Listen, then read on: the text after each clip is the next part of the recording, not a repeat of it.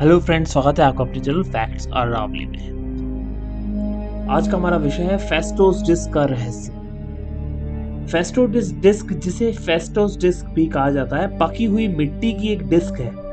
इसका रहस्य यह है कि ये एक ऐसी कहानी है जो किसी इंडियाना जोन्स फिल्म की कहानी जैसी लगती है।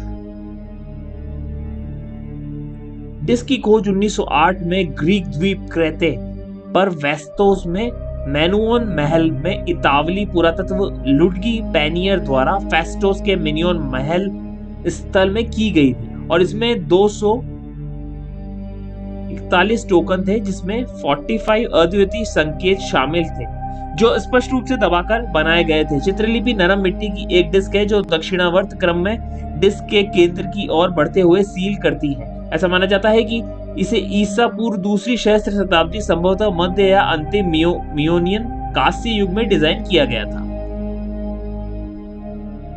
कुछ विद्वानों को मानना है कि चित्रलिपि रेखिक ए और रेखिक बी के प्रतीकों से मिलती जुलती है। यह लिपि प्राचीन कृत्य में इस्तेमाल की जाती थी। एकमात्र समस्या रेखीय ए भी समझने से कुछ अलग है। फेस्टोस डिस्क ने शौकिया और पेशेवर पुरातत्ववादियों की कल्पना कर कब्जा कर लिया और डिस्क के संकेतों के पीछे के कोड को समझने के लिए कई प्रयास किए गए। हालांकि स्पष्ट नहीं है कि ये लिपि है या कुछ गूढ़ अर्थ भी बताती है। अधिकांश अतिरिक्त रूप से इस शब्दांश मानते हैं, अन्य एक वर्णमाला या लोकोग्राफी मानते हैं। आमतौर पर माना जाता है कि समझने के प्रयास तब तक सफल नहीं होंगे जब तक संकेतों के उदाहरण नहीं मिलते, क्योंकि आमतौर पर माना जाता है कि सार्थक विश्लेषण के लिए पर्याप्त संदर्भ उपलब्ध नहीं है। फेस्टोस को आमतौर पर पुरातत्ववादियों द्वारा प्रामाणिक माना जाता है। प्रामाणिकता की धारणा लुइगी पैनियर ने उत्खनन अभिलेखों पर आधारित है। इस धारणा को समान लेकिन समान ग्लिफ के साथ एक्स के बाद की खोज के साथ समर्पण किया गया। ये संभावना है कि डिस्क 1908 की जालसाजी है या धोखा। 2 या 3 विद्वानों द्वारा जताई गई है। द टाइम्स की एक रिपोर्ट के अनुसार थर्मोमिल्यूनेसेंस द्वारा निर्माण की तारीख कभी भी स्थापित नहीं की गई। अपनी 2008 की समीक्षा में रॉबिन्सन जालसाजी के तर्कों का समर्थन नहीं करते, लेकिन तर्क देते हैं कि फेस्टोस डिस्क के लिए थर्मोमिल्यूनेसेंस परीक्षण अनिवार्य है। यह एक तो पुष्टि करेगा कि खोजें तलाशने लायक है या विद्वानों को अपना प्रयास बर्बाद करने से रोकेगा।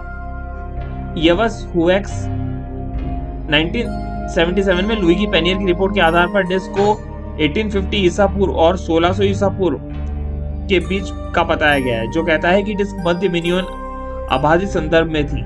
जेप्सन ने 1400 के बाद का बताया है। पैनियर की रिपोर्ट के व्यावहारिकता का संदेह करते हुए लुई गॉडार्ट ने 1990 ने स्वीकार किया कि खुद को त्याग कर दिया कि पुरातत्व रूप से डिस्क मध्य या स्वर्गीय मिनोनियन काल की है। दूसरी सहस्त्र शताब्दी ईसा पूर्व की में कहा जाता है कि दिनांकित हो सकती है। जे बेस्ट टैबलेट PH1 की अपनी रेटिंग के आधार पर 14वीं शताब्दी ईसा पूर्व की पहली छमाही की तारीख का सुझाव देते हैं। डिस्क में 241 टोकन है, जिनमें से 45 अद्वितीय चिन्ह शामिल है। इन 45 संकेतों में से कई संकेत आसानी से पहचाने जाने योग्य रोजमर्रा की चीजों का प्रतिनिधित्व करते हैं। इनके अलावा एक छोटी विकर्ण रेखा होती है जो एक समूह में अंतिम चिन्ह के नीचे कुल 18 बार आती है। डिस्क कई स्थानों पर लेखक द्वारा किए गए सुधारों के निशान दिखाती है। 45 प्रतीकों का आर्थर इवांस द्वारा 1 से लेकर 45 तक क्रमांकित किया गया है और यह क्रमांकन अधिकांश शोधकर्ताओं द्वारा उपयोग किया जाने वाला पारंपरिक संदर्भ बन गया है। कुछ प्रतीकों की तुलना नेहम, टिम और अन्य द्वारा लीनियर ए के वर्णों से की गई है। अन्य विद्वान जे बेस्ट और एस डेविस ने एनाटोलियन चित्रलिपि या मिस्र की चित्रलिपि के साथ समानता की ओर इशारा किया है। यह एक डिस्क पुरातत्व की सबसे प्रसिद्ध पहेलियों में से एक है। ऐसी और रोचक जानकारी जानने के लिए जुड़े रहे मैं चैनल, उसके लिए do like and subscribe channel और नए वीडियो नोटिफिकेशन के लिए बेल आइकन दबाना ना भूलें। आपका दिन शुभ रहे। धन्यवाद।